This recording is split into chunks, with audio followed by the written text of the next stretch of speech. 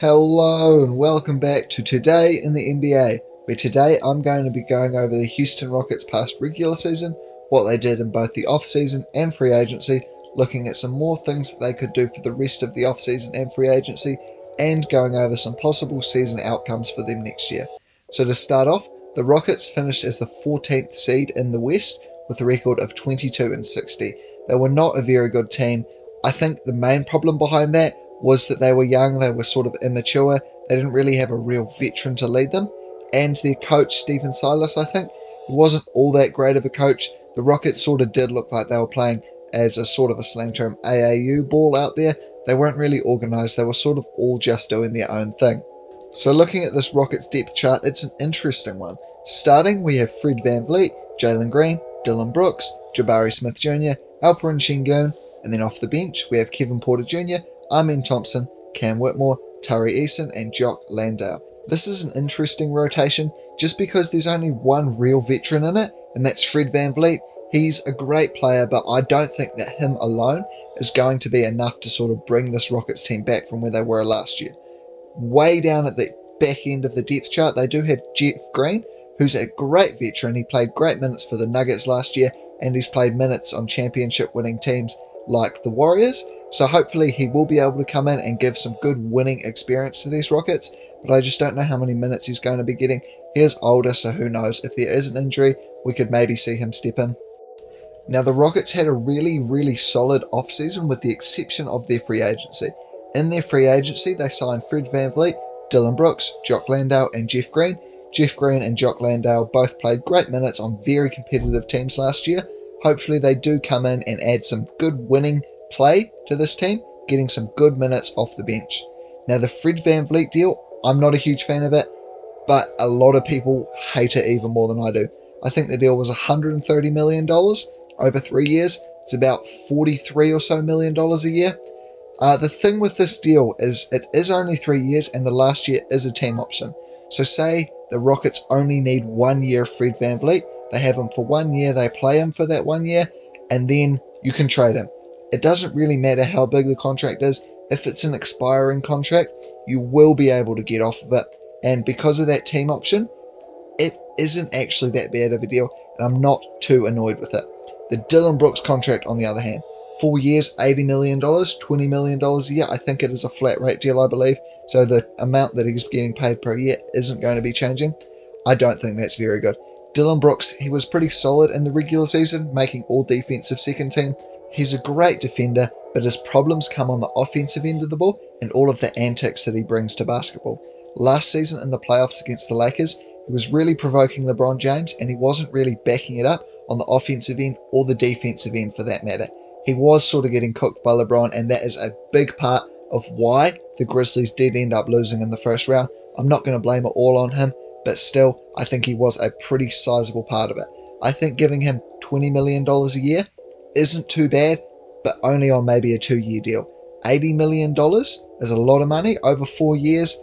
It's a really bad contract if you ask me. This team did have a fair few maturity issues last year, and I think bringing in Dillon Brooks is a terrible idea just because he's not a very mature player, and hopefully he doesn't bring his attitude into this locker room, but it is Dillon Brooks, so you don't really know. I could see maybe Dillon Brooks coming into this locker room and being a real nuisance. He wouldn't be used to the team. The Grizzlies did seem like a pretty good fit for him personality-wise with Ja Morant and all that. It's not a great personality, but it was something that he could fit in with. This Rockets team, they're a lot younger, so it will be very interesting to see how he goes. If his personality does clash, or he's a bad example for some of these younger players, it could be really damaging for this future of the Rockets team, especially with the rumours going around about Cam Whitmore, about at draft time how he wasn't all that mature in his workouts, and there were some maturity issues there. Dillon Brooks also has some pretty sizable maturity issues, so hopefully he doesn't rub off on anyone, but who knows, and it is something that I'm worried about and something a lot of other people are worried about. Not to mention his offensive flaws, where he does sort of just chuck up shots. He's not a very efficient scorer. He didn't shoot terribly from 3 last year, I think 33%. It's not great, definitely not what you want for a 6'5" small forward, but hopefully he can be a little bit better. Hopefully with Fred VanVleet, Jalen Green, Alperen Sengun, Jabari Smith, Kevin Porter Jr., Amen Thompson, Cam Whitmore, Tari Eason, he's got to share shots with all those players. So hopefully he doesn't get I think he got 13 or 14 shots a game last season.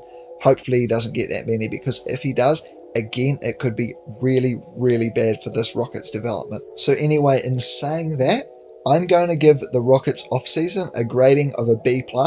The only reason I'm giving them that grade, though, is because of the great draft that they had. They managed to get Amen Thompson with a 5th pick, which I definitely think was the correct pick. It was a great pick, but the real steal of the draft, probably the best pick in the entire draft, if you ask me, was Cam Whitmore all the way down at the 20th pick. Cam Whitmore was someone that the Rockets would have been looking at to take with the 4th pick, so getting him 15 picks later is absolutely great value for them.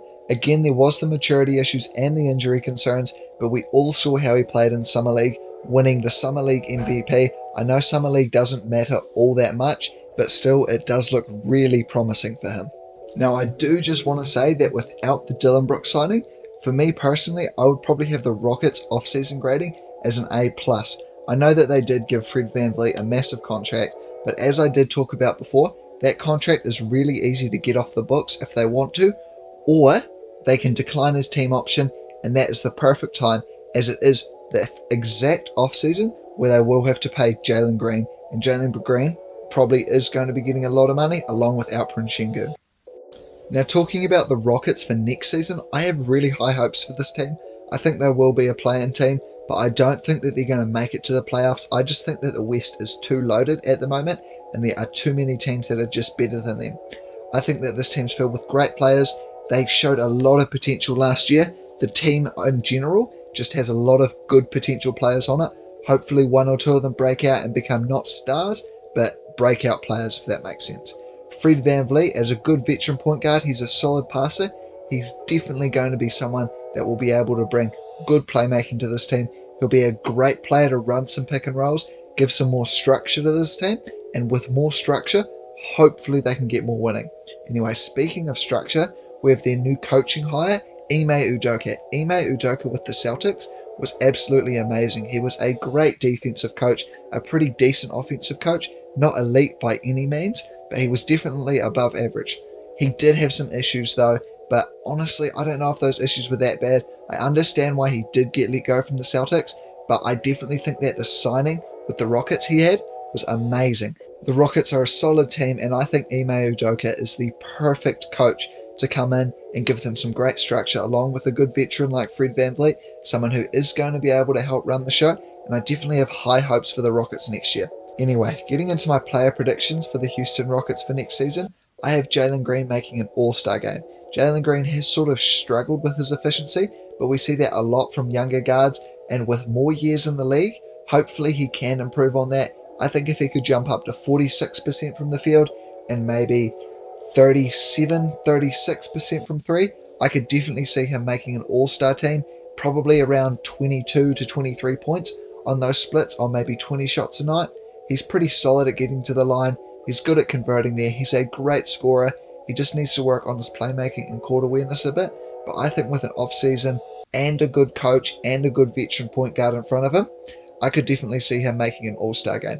Maybe not as a starter, maybe not as a reserve, but I can definitely see him as an injury replacement.